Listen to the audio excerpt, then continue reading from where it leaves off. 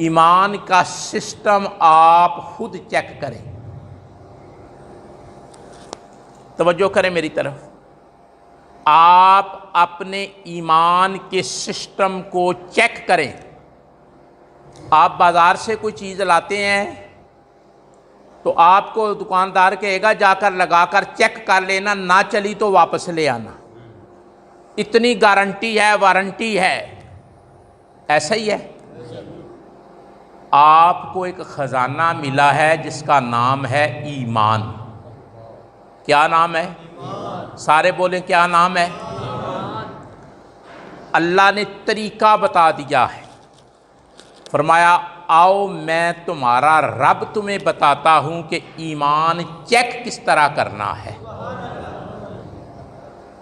جو گاڑی بناتا ہے وہی چلانے کا طریقہ سکھاتا ہے کہ اس طرح چلانا ہے، اتنی سپیڈ رکھنی ہے، اتنا لوڈ ڈالنا ہے، اتنی دیر کے بعد یہ کرنا ہے. جو رب ایمان دیتا ہے اسی رب نے طریقہ بتایا ہے کہ ایمان چیک کس طرح کرنا ہے. آپ اپنا ایمان چیک کرنا چاہتے ہیں؟ کیا خیال ہے؟ کسی کو پتہ بھی نہیں لگے گا، ایمان چیک ہو جائے گا. آپ یہاں بیٹھے بیٹھے ایمان چیک کریں. میں آپ کو ایک ایسی گیج بتانے لگا ہوں، ایسا ٹول بتانے لگا ہوں جو میرے رب نے قرآن میں بیان کیا ہے کہ اگر ایمان چیک کرنا ہو تو پہلی چیز کون سی چیک کرنی ہے؟ فرمایا الذین ہم فی صلاتہم خاشعون. ایمان والے رب سے ڈر کر نماز پڑھتے ہیں. پہلا طریقہ کیا ہے؟ یعنی وہ نماز دنیا کو دکھانے کے لیے نہیں پڑھتے، وہ ریاکاری کے لیے نماز نہیں پڑھتے، وہ دکھلاوے کی نماز نہیں پڑھتے. فرمایا اگر ایمان چیک کرنا ہے، آپ جتنے لوگ مسجد کے اندر موجود ہیں، آپ اگر اپنا ایمان چیک کرنا چاہتے ہیں، آسان سی گیج بتا دی، آسان سا طریقہ بتا دیا. فرمایا جو لوگ نماز ادا کرتے ہیں اور نماز بھی اس طرح ادا کرتے ہیں کہ محسوس ہوتا ہے کہ وہ رب سے ڈر کر نماز ادا کر رہے ہیں. دیکھیں ہر آدمی نماز پڑھتا ہے، جتنے مسجد میں آتے ہیں نماز پڑھتے ہیں نا. آپ ہاں نہ کیا کریں، یہ سکھانے کا ماحول ہوتا ہے. نماز پڑھتے ہیں نا، لیکن فرمایا ڈر کر نماز پڑھتے ہیں. ڈر کر کہ ان کے نماز پڑھنے کا طریقہ بتاتا ہے کہ یہ رب کی نماز پڑھ رہے ہیں، یہ رب کی نماز ادا کر رہے ہیں، رب کے لیے نماز قائم کر رہے ہیں. فرمایا خاشعون، خشیت ہوتی ہے ان کی نماز میں. جب وہ کھڑے ہوتے ہیں تو ان کے کھڑے ہونے کا انداز بتاتا ہے کہ یہ رب سے ڈر رہے. حضرت امی عائشہ صدیقہ بنت صدیق آپ فرماتی ہیں جب آذان ہوتی، کیا ہوتا؟ کہنے والا کہتا اللہ اکبر اللہ اکبر.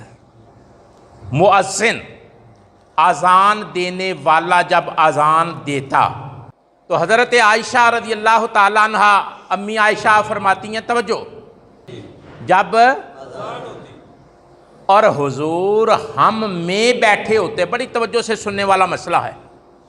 فرمایا جب اذان ہوتی اور حضور ہم میں بیٹھے ہوتے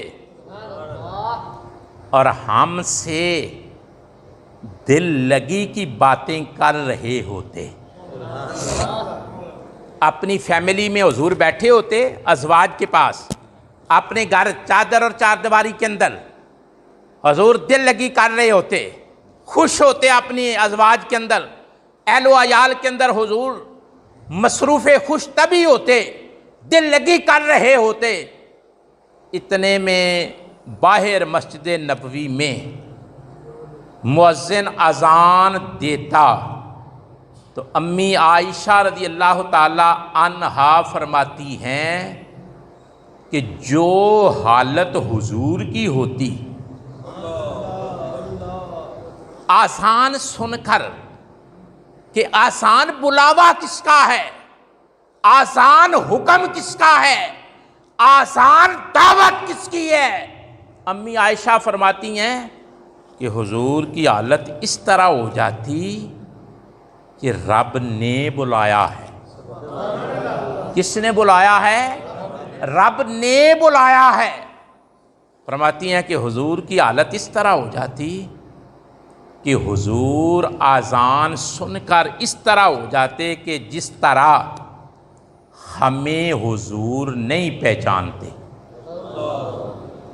यानी पहले हुजूर दिल लगी फरमा रहे होते अपने अज़वाज के साथ, अपने बाल बच्चे के साथ, लेकिन जब मस्जिद नबी से आवाज़ आती अल्लाहु अकबर अल्लाहु अकबर, सदाए तकबीर बुलंद होती, तो अम्मी आयशा फरमाती हैं कि हुजूर को हम देखती तो पता चलता कि अब हुजूर किसी और ख्याल में है, हमें पहचानते नहीं।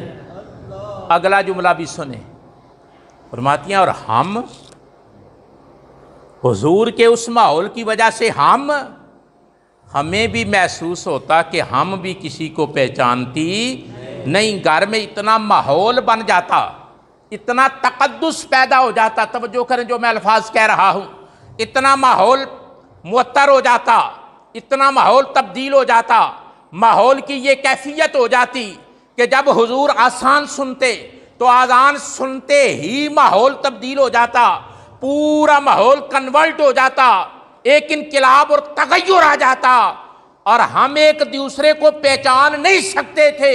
सारी दुनिया भूल जाती थी, ख्याल आता था कि रब ने बुलाया है। किसने बुलाया है?